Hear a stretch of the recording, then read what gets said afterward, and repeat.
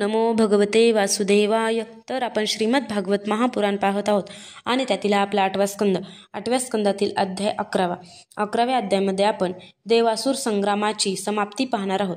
श्री सुकाचार्य म्हणतात, परीक्षिता, भगवंताच्या अत्यंत दयेमुळे देवांना नवी उमेद वाटू लागली. अगोदर इंद्र, वायू इत्यादी देवगण रणभूमीमध्ये ज्या ज्या दैत्याकडून जखमी झाले होते त्यांच्यावरच ते आता पूर्ण ताकदीनिशी प्रहार करू लागले.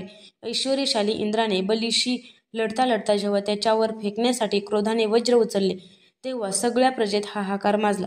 युद्धासाठी सज्ज होऊन बली युद्धभूमीवर संचार करीत होता. ते आपल्या समोर आलेला पाहून इंद्राने त्याचा तिरस्कार करीत म्हटले, मूर्खा, ज्याप्रमाणे जादूगार लहान मुलांचे डोळे बांधून आपल्या हातचलाखीने त्याचे धन लुटून नेतो, त्याचप्रमाणे तू मायेच्या आधाराने मायाधिपती आमच्यावर विजय मिळवू इच्छितोस. जे मूर्ख मायेने स्वर्गावर अधिकार गाजवू इच्छितात, इतकेच नव्हे तर त्यांच्यातील लोकांवरही अधिराज्य गाजवू इच्छितात, त्या मूर्ख चोरांना मी त्यांच्या अगोदरच्या स्थानावरून सुद्धा खाली ढकलून देतो.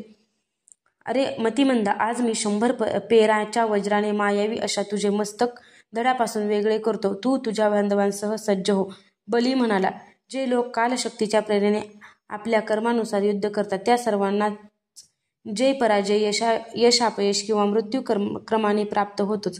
म्हणूनच ज्ञानी लोक जगाला कालाच्या अधीन समजून विजय मिळाल्यावर आनंदोत्सव करीत नाहीत की पराजयाने खचून जात नाहीत, हे तुम्हाला माहीत दिसत नाही. या सर्वांचे कारण स्वतःला श्रेष्ठ मानणाऱ्या व म्हणूनच ज्ञानी लोकांच्या दृष्टीने की करण्यास पात्र असणाऱ्या तुमच्या मर्मभेदी शब्दांचा आमच्यावर काहीच परिणाम होत नाही. श्री सुखदेव म्हणतात, वीर विजयी बलीने इंद्राला अशा प्रकारे फटकारले त्यामुळे तो थोडासा वरमला. तेव्हा बलीने आपल्या धनुष्याची दोरी कानापर्यंत ओढून त्याच्यावर पुष्कळशे बाण सोडले.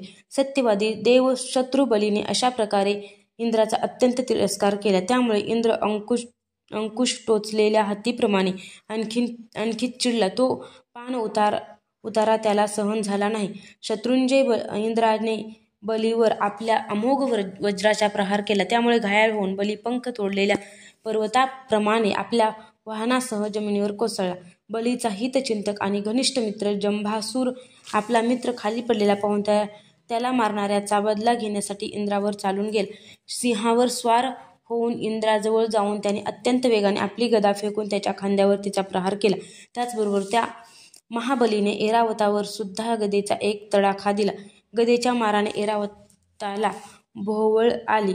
त्याने जमिनीवर गुडघे टेकले आणि तो पूर्ण मूर्छित होऊन पडला. त्याच वेळी इंद्राचा सारथी मातली 1000 घोडे जुंपलेला रथ घेऊन आला. तेव्हा इंद्र ऐरावतावरून उतरून रथावर स्वार झाला. दानव श्रेष्ठ जंभाने रणभूमीवर मातलीच्या या कामाची प्रशंसा करून स्मितहास्य करीत जळजळीत त्रिशूळ त्याच्यावर फेकला. मातलीने मोठ्या शौर्याने ते असह्य कष्ट सहन केले. तेव्हा इंद्राने चिडून वज्राने जंभाचे मस्तक उडविले. देवर्षी नारदाकडून जंभासुराच्या मृत्यूची बातमी ऐकून त्याने बांधव नमुची बल आणि पाक ताबडतोब रणभूमीवर येऊन पोहोचले. आपल्या कठोर शब्दांनी ते इंद्राला अत्यंत टाकून बोलले आणि जसे मेघ पर्वतावर मुसळधार वृष्टी करतात त्याप्रमाणे त्याच्यावर बाणांचा वर्षाव करू लागले. बलाने हातचालाखीने एकदम 1000 बाण सोडले आणि इंद्राच्या 1000 घोड्यांना घायाळ केले. पाकाने 100 बाण मातलीवर टाकले आणि 100 बाणांनी रथाचा एकाच प्रयत्नात एक भाग तोडून टाकला. युद्धभूमीवर ही एक मोठी अद्भुत घटना घडली.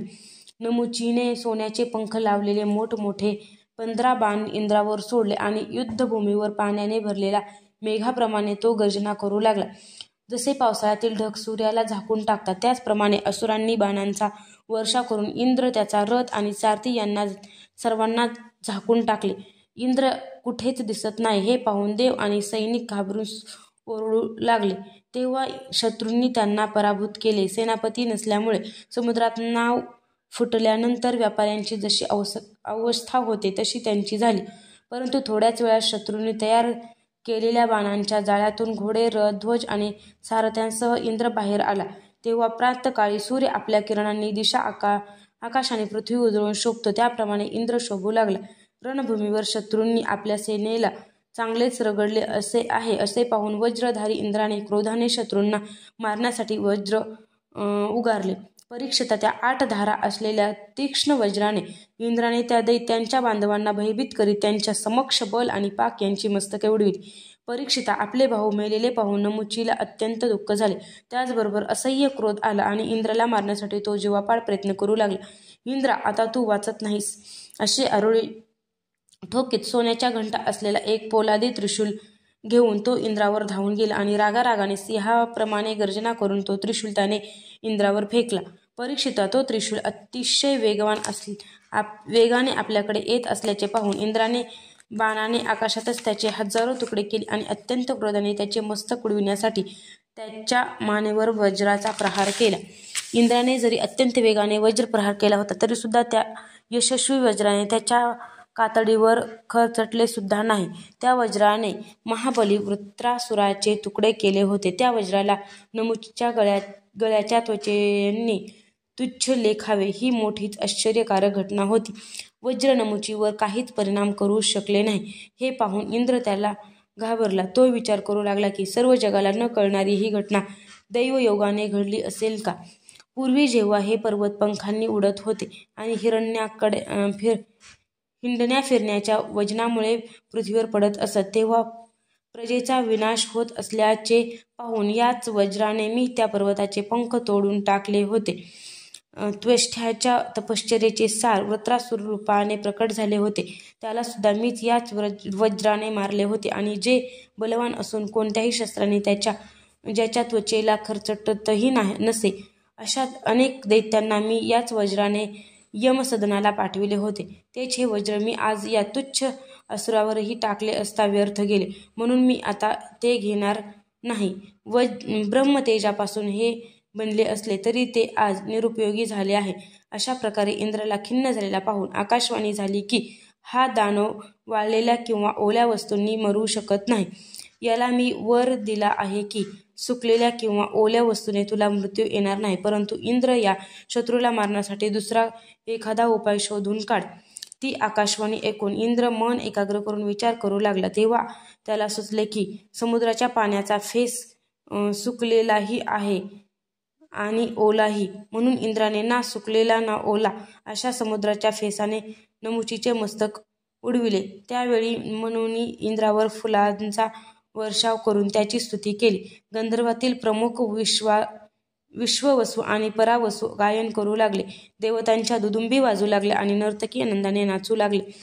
वायू, अग्नी, वरुणादी दुसऱ्या देवांनी सुद्धा सिंह हरिणांना मारताना तसे आपल्या शस्त्रास्त्रांनी शत्रूला मारले. परीक्षिता, इकडे ब्रह्मदेवांनी दानवांचा नाश होत असलेला पाहून देवर्षी नारदांना देवाकडे पाठविले आणि त्यांना लढण्यापासून परावृत्त केले. नारद म्हणाले, देवांनो, भगवंताच्या कृपेमुळे तुम्हाला अमृत मिळाले आणि तुम्ही वैभव संपन्नही झालात, म्हणून आता लढाई बंद करा. श्री सुख म्हणतात, देवांनी नारदांचे म्हणणे मान्य करून आपला क्रोध आवरला आणि ते सर्वजण स्वर्गलोकी गेले. त्यावेळी त्यांचे सेवक त्यांच्या यशाचे गायन करीत होते. युद्धात जिवंत राहिलेले दैत्य नारदांच्या सांगण्यावरून वज्राच्या आघाताने बेशुद्ध पडलेल्या बलीला घेऊन अस्ताचलाकडे गेले. तेथे शुक्राचार्यांनी आपल्या संजीवनी विद्येने मान इत्यादी अवयव न तुटलेल्यांना जिवंत केले. शुक्राचार्यांनी स्पर्श करताच बलीला इंद्रियामध्ये चैतन्य निर्माण होऊन स्मरणशक्ती आली. जगाचे तत्व जाणणाऱ्या बलीला पराजित होऊन सुद्धा खेद झाला नाही. अध्याय 11 समाप्त.